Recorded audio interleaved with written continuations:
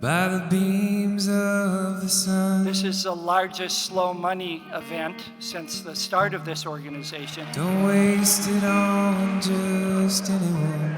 I work at the Schumacher Center for New Economics in the Berkshires in Massachusetts. Omaha, Nebraska. Central California. Atlanta, Georgia. I'm a first-generation farmer from Lawrence, Kansas. I'm originally from India. Homegrown tomato, born, raised, planted in bluegrass soil.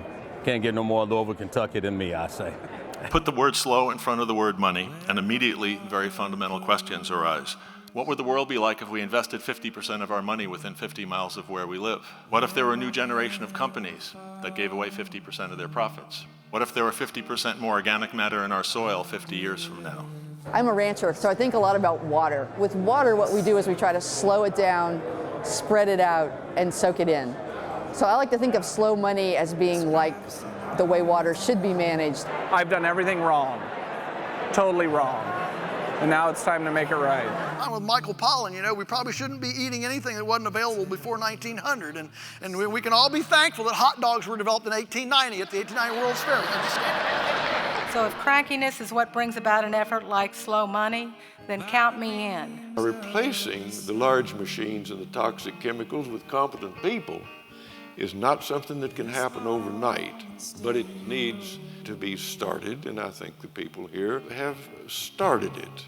Maine has, I think, maybe the largest proportion of CSAs of any state in the country.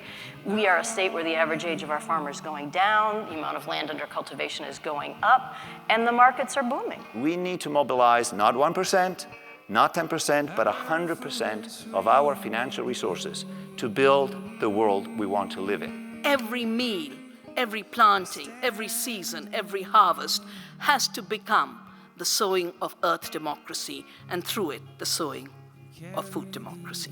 It's time for new stories, and a new story that you're all telling. We're rewriting history. It's happening here, and it's just beginning. It's going to explode. My favorite part was the entrepreneur showcases this morning. There is demand in the food deserts for this beautiful food, and our farmers are ready. You need a sustainable system. So we're going to share it. And we were there to write the check out of our retirement fund to get them going. We're going to give $60,000 to the winner, and that winner is Bauman.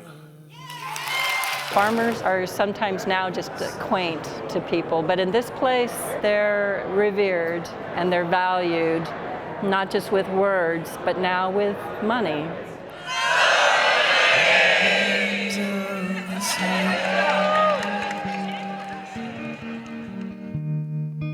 Don't waste it on just anyone.